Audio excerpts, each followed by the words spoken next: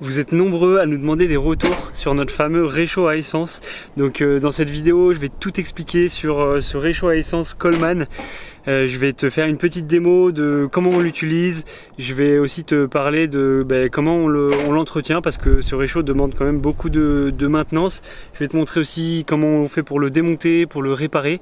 Et ensuite, je te parlerai des avantages et des inconvénients de ce réchaud par rapport à un réchaud au gaz. On est actuellement en Namibie et ça fait quasiment 1 an qu'on voyage avec notre petit van 4x4 Léon. Donc abonne-toi à notre chaîne YouTube si tu veux suivre toutes nos aventures.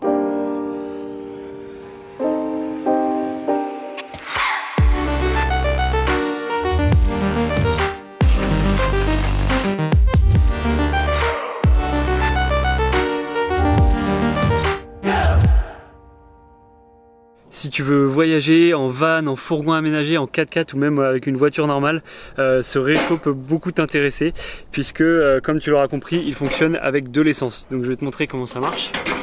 On a ici des petites plaquettes sur les côtés qui permettent de protéger du vent. Donc on a les 2 feux ici, on a une grille amovible et on a surtout ici le réservoir d'essence. Ici on a un réservoir d'essence de 1 litre et ce que je te conseille c'est d'avoir en plus un deuxième réservoir. Donc nous on a un jerrycan ici de 5 litres. L'avantage c'est que ça peut rester dans un coin dans la voiture et il n'y a pas besoin que ce soit branché.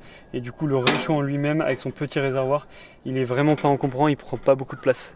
On utilise ce réchaud vraiment quasiment tous les jours pour cuisiner. Sur nos 10 mois de voyage, on a consommé en moyenne 3,5 litres par mois. On te met en description de la vidéo le lien vers ce réchaud Coleman et aussi la liste de tout notre matos indispensable pour voyager en van. Alors on va se faire un petit café pour te montrer comment on utilise le réchaud, mais d'abord je vais te montrer comment on fait pour remplir ce réservoir parce que de toute façon il est quasiment vide.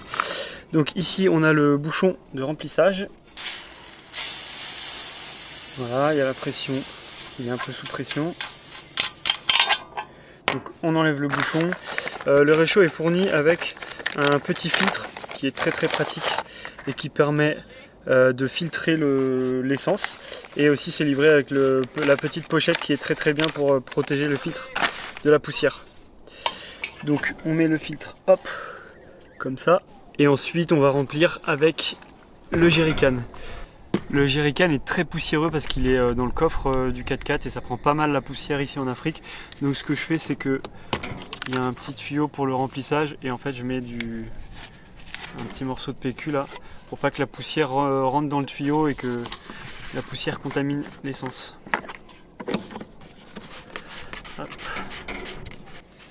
Voilà, ensuite il n'y a plus qu'à verser doucement dans le filtre.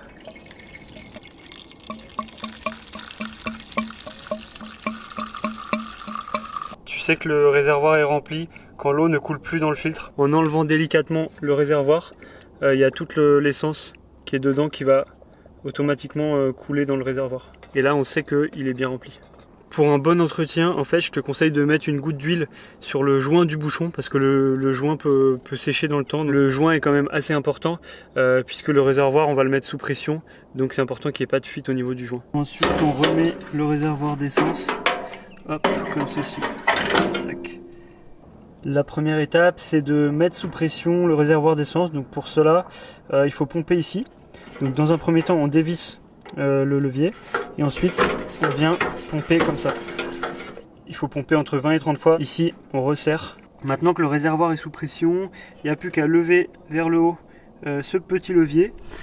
Ensuite on va allumer avec un briquet comme ça parce que avec un briquet normal c'est pas facile d'allumer là et on risque de se brûler. Donc un briquet comme ça c'est beaucoup plus pratique. Je te conseille de prendre celui qui peut se recharger parce que les briquets Bic ils peuvent pas se recharger, donc ça évite de les jeter dans la nature à chaque fois que tu réutilises un nouveau briquet. Donc pour l'allumer il suffit de tourner ça d'au moins 1 ou 2 tours et là on entend le gaz qui sort. Voilà, donc au début ça fait une flamme jaune comme ça. En fait, il faut le laisser chauffer pour que la flamme bleue apparaisse. Donc il ne faut pas avoir peur s'il y a une grosse flamme jaune, hein. C'est normal. Le tuyau d'arrivée d'essence, il passe au-dessus de la flamme. Et donc la flamme va chauffer le tuyau, ce qui va permettre à l'essence de se transformer sous forme de gaz. Si l'essence est liquide, ça va faire des flammes avec une mauvaise combustion. Donc en fait, les flammes jaunes, c'est pas une très bonne combustion. Et on va attendre que ça devienne bleu. Le bleu, c'est quand il y a une bonne combustion en fait. Et il faut vraiment attendre que ça devienne bleu, parce que si tu mets ta casserole sur les flammes jaunes, et en fait ça va faire de la suie noire. Et déjà ça va encrasser le réchaud si tu l'utilises longtemps avec des flammes jaunes, et en plus ça va encrasser toutes tes casseroles. Donc voilà, il faut bien attendre, bien vérifier que le petit levier soit vers le haut, et on attend. Donc tu vois, là ça commence un peu à devenir bleu, on va attendre encore un peu. En général ça met à peu près 30 secondes, et au bout de 30 secondes, 1 minute, tu peux baisser ce petit levier. Moi je te conseille de le baisser une fois que tu as des bonnes flammes bleues. Et tu peux aussi jouer un petit peu avec le levier pour essayer de choper les flammes bleues. Souvent tu le mets bien fort au début pour que ça transforme bien l'essence en gaz, et après en général quand tu réduis ça va devenir bleu. Donc là on va dire que c'est pas mal, on va baisser ça vers le bas. Oh merde, pendant ce temps là j'ai oublié de mettre le café dans la cafetière. Hop. On va faire un café bien fort. Là je sais pas si tu vois, mais là on a des belles flammes bleues. Voilà, comme ça. Et donc je mets ma cafetière. Ça c'est des petites cafetières italiennes qui sont vraiment trop bien, ça fait du super bon café. Et à la base on est parti avec une toute petite, une Bialetti, donc c'est la super marque et tout. Et une fois on a oublié de mettre de l'eau dedans, donc ça l'a cramé, tous les joints sont morts. Et on a acheté celle-là dans un souk au Maroc pour même pas 10 €. Et ben, franchement depuis le Maroc elle nous a tenu, elle est vraiment nickel, les joints sont bons. Donc voilà, on en est vraiment content. Des fois il n'y a pas besoin forcément d'acheter la super marque pour que ça tienne dans le temps. L'avantage de ce réchaud, c'est qu'il est hyper puissant. Si tu le mets à fond, ça fait vraiment des grosses flammes bleues, et ça chauffe vraiment beaucoup plus vite qu'un réchaud au gaz. Là ici on peut voir que les flammes sont un tout petit peu orangées, mais l'essentiel c'est qu'à la base les flammes soient bien bleues. Si elles sont un petit peu orangées c'est pas grave, mais ce qu'il faut éviter c'est vraiment les flammes jaune vif. J'ai pas chronométré exactement le temps que le café met à se faire, mais je sais que plusieurs fois quand on a rencontré des voyageurs, on l'a fait sur leur réchaud au gaz, et sur le gaz c'est vraiment beaucoup plus long. En fait quand tu vois la taille des flammes, il n'y a pas de secret. Sur un réchaud au gaz, tu ne peux pas avoir des énormes flammes, et là l'avantage c'est que tu peux vraiment avoir des très grosses flammes sur le réchaud à essence. Ça y est, le café commence à arriver. Tu peux voir déjà, ça commence à... si quand on ferme le bouton là, si le feu ne s'éteint pas tout de suite, c'est normal. En fait il y a encore de la pression et encore du gaz dans le tube, donc là moi il s'est éteint tout de suite, mais ça dépend de comment il a été nettoyé, etc. Mais ça se peut que pendant encore 1 ou 2 minutes il continue à brûler à feu doux, et ça c'est normal. Si tu te demandes est-ce qu'il faut repomper pendant la cuisson, pendant l'utilisation, si jamais tu l'utilises longtemps, il faut pomper vraiment que au début, que avant de l'utiliser. Ensuite, une fois que le feu chauffe le tube en fonctionnement normal, en fait la pression s'auto-alimente dans le système. Donc du coup, même si tu l'utilises pendant une demi-heure, 3/4 d'heure, je sais pas, tu fais bouillir un truc et tout, t'as pas besoin de repomper tout le temps. Je te montre tout ça parce que c'est vraiment pas facile de l'utiliser, surtout au début. Il est livré avec une notice d'utilisation, mais c'est vraiment succinct, il y a vraiment pas grand chose. Et donc nous on a mis pas mal de temps avant de bien le prendre en main. On va passer à la partie entretien, démontage, remontage. Donc si t'as pas le réchaud entre les mains, je te conseille d'aller directement à la fin de la vidéo parce que ça risque d'être un peu chiant. On va te mettre les minutages en bas dans la description, comme ça tu peux aller directement à la conclusion et avantages inconvénients par rapport à un réchaud à gaz. La dernière fois j'ai pas eu le temps de te montrer le démontage, remontage et entretien parce que le soleil se couchait, donc je te reprends maintenant. Entre temps je me suis coupé les cheveux, enfin Marion m'a coupé les cheveux. Donc qu'est-ce qu'on va avoir besoin pour faire l'entretien et le nettoyage et le démontage? Là j'ai 2 pinces, une clé de 13, une petite éponge de froufrou là comme ça, et du WD-40. Normalement ça devrait suffire. La majorité de l'entretien se passe sur cette partie donc qui contient le réservoir et la partie pour injecter l'essence. Donc au niveau de l'entretien, ce que je fais souvent, c'est que je mets de l'huile sur le bouchon du réservoir parce qu'il y a un joint en caoutchouc. Il faut que ce soit étanche parce qu'on met le réservoir sous pression. Et donc je remets souvent un peu d'huile pour pas que le joint sèche et pour que ça fasse bien étanchéité. Et ensuite, il y a cette partie-là. Donc ici c'est la petite pompe qui permet de mettre le réservoir sous pression. C'est une pompe avec un petit piston et il faut souvent la huiler. D'ailleurs là ici il y a écrit oil. Donc en fait pour ça il faut juste tourner un petit peu cette pièce en plastique.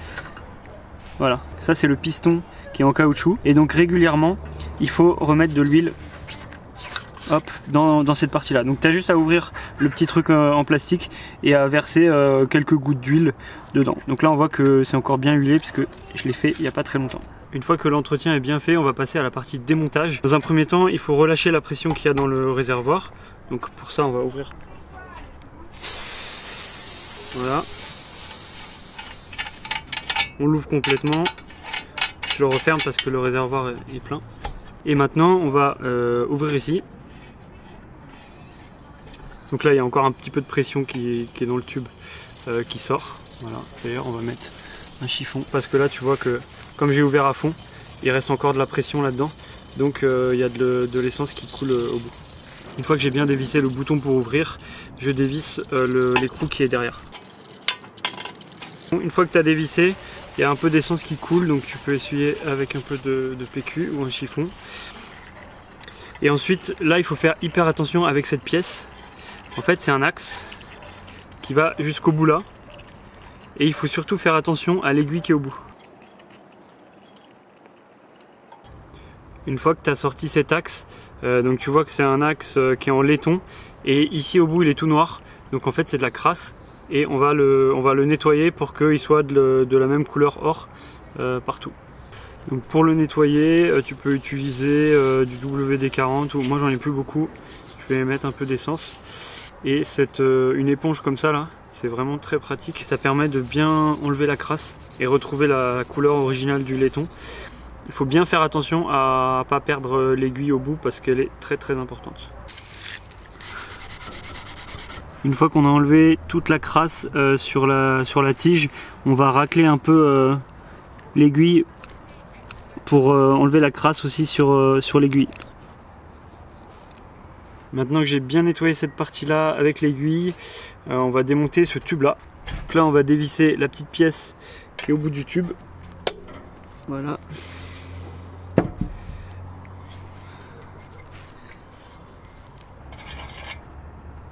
Donc en fait dans cette pièce il y a un trou. En fait c'est la buse qui permet de projeter l'essence sous forme de gaz. Pour nettoyer l'intérieur du trou, tu peux utiliser l'aiguille. Tu fais rentrer l'aiguille dans le trou. Et ensuite voilà, tu essayes de la faire rentrer et sortir pour chasser un peu les impuretés qui peuvent être à l'intérieur du trou. On va démonter ce tube là. Voilà. On dévisse ce tube. Voilà. Donc dans ce tube, il y a un ressort et il va falloir sortir le ressort pour pouvoir le nettoyer. Donc avec un tournevis, on peut voilà, faire sortir le ressort. Là en fait j'ai nettoyé le réchaud il n'y a pas très longtemps, mais il peut rouiller, il peut être un peu difficile à sortir et du coup le but c'est qu'il rouille pas et il va falloir bien le nettoyer. Donc encore avec de l'essence ou du WD-40, on va le nettoyer. En gros tu prends un petit bout de l'éponge que tu mets dans le ressort et ensuite tu fais tourner pour bien nettoyer le ressort à l'intérieur. Il faut aussi que le ressort il circule bien à travers le tube et des fois il y a un peu de corrosion dans le tube donc il a du mal à circuler et donc tu peux mettre de l'essence dedans et frotter comme ça avec le tube pour enlever les impuretés. Par là ça rentre pas. Il faut bien faire gaffe au sens dans lequel le ressort se met parce que là les spires sont plus rapprochés ici que là. Donc une fois que tu as bien nettoyé l'intérieur du tube et le ressort, tu as juste à donc remettre le ressort et revisser ce tube. Petite précision au niveau de cette aiguille. Donc comme je te l'ai dit, en fait quand tu vas venir visser, dévisser ton bouton là pour faire arriver le gaz, en fait ça va faire avancer, reculer ce tube et donc l'aiguille va venir boucher le trou de la buse. Il se peut aussi que l'aiguille soit mal positionnée dans le sertissage là. Donc en fait si l'aiguille est rentrée trop profond, quand tu vas fermer ton robinet ici, ça risque de pas boucher la buse et du coup tu vas avoir des pertes d'essence ici.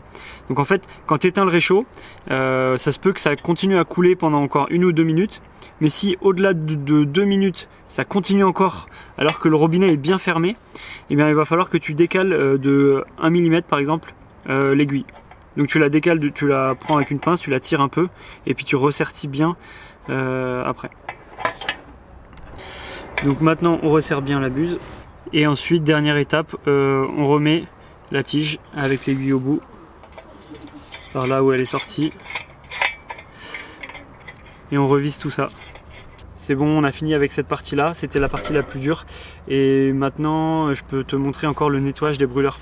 Parfois, si tu n'arrives pas à avoir des belles flammes bleues et que les flammes restent jaunes longtemps, c'est probablement que les brûleurs sont encrassés et donc le gaz n'arrive pas à sortir correctement. Donc il faut nettoyer les brûleurs. Donc là, on va démonter ce brûleur là, tu vas voir, c'est très simple.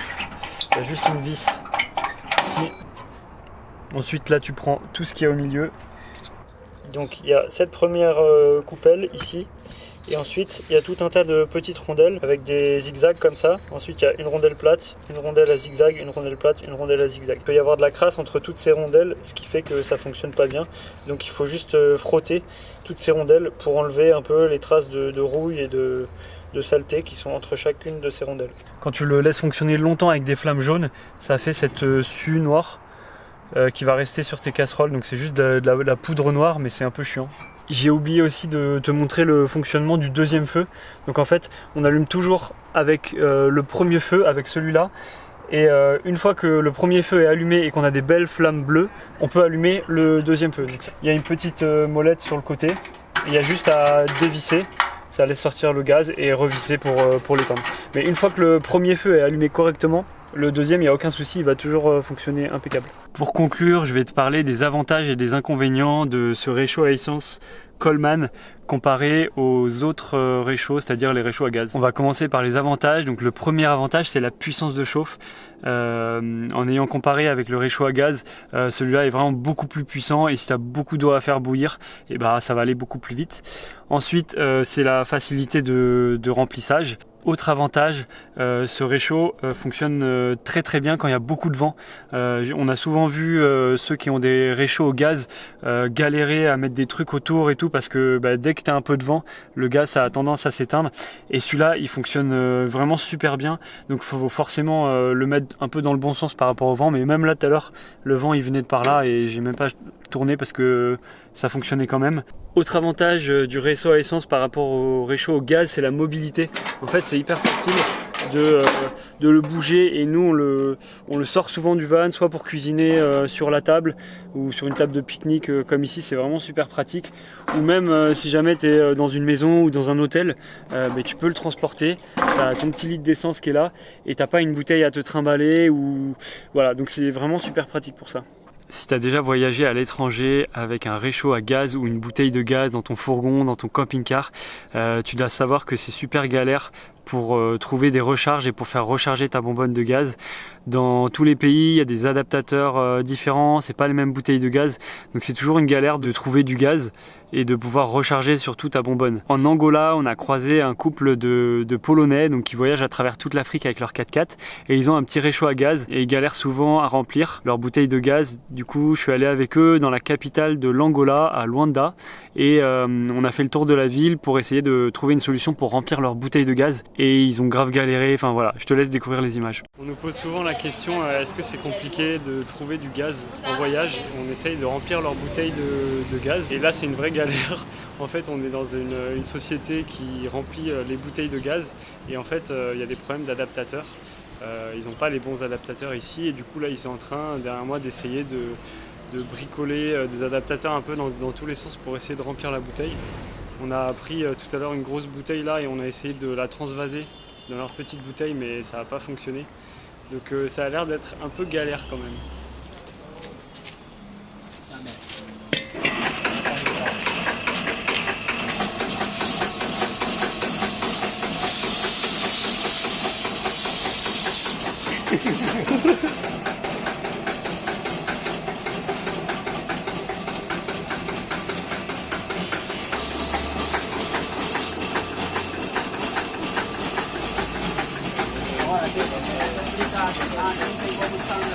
Ça a l'air vraiment très compliqué. Je sais pas du tout si c'est en train de remplir la bouteille. Il y a une odeur de gaz qui est assez incroyable. On est assez loin des standards européens, je pense, en termes de sécurité. Je suis pas très confiant, je ne maîtrise pas trop ce genre de truc, le remplissage de bouteilles. J'ai un peu peur que tout nous explose à la gueule.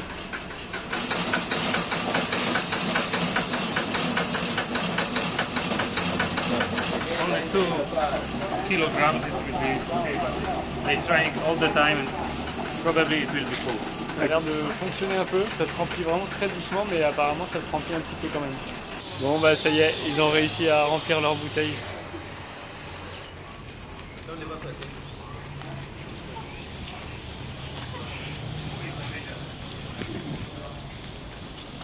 Ils ont payé un peu plus que 1 euro seulement pour remplir la bouteille, donc c'est vraiment pas cher. Au niveau des inconvénients de ce réchaud, le premier inconvénient, c'est la difficulté à utiliser. En fait, sur un réchaud au gaz, tu as juste à tourner le bouton et allumer. Là, il faut vérifier qu'il y a de l'essence, il faut pomper, il faut bien réussir le démarrage, bien attendre qu'il y ait les flammes bleues. Donc, ça prend pas mal de temps au début de comprendre vraiment comment savoir l'utiliser, mais voilà, une fois qu'on sait vraiment bien l'utiliser, qu'on a appris un peu à le dompter, franchement l'utilisation c'est super quoi. Un autre inconvénient, c'est que ce réchaud nécessite quand même pas mal de maintenance et d'entretien pour qu'il fonctionne bien, parce que au bout d'un certain temps, il commence à s'encrasser en fonction de la qualité de l'essence, et du coup, voilà, il faut le démonter, le nettoyer. Mais si tout ça c'est fait correctement, comme je te l'ai montré, il n'y a pas de souci sur l'utilisation. Ça fait maintenant 10 mois qu'on utilise ce réchaud au quotidien, tous les jours, et on en est vraiment content, même si on a mis quelques mois avant de s'adapter, à le dompter, à bien l'utiliser, parce qu'au début on le nettoyait peut-être pas assez souvent, etc. Mais franchement on en est vraiment content. Pour rien au monde on repasserait au gaz. Donc voilà, cette vidéo n'est pas sponsorisée, on a vraiment acheté ça avant de partir, et on en est super content. Donc on te met le lien dans la description juste en dessous si tu veux le trouver.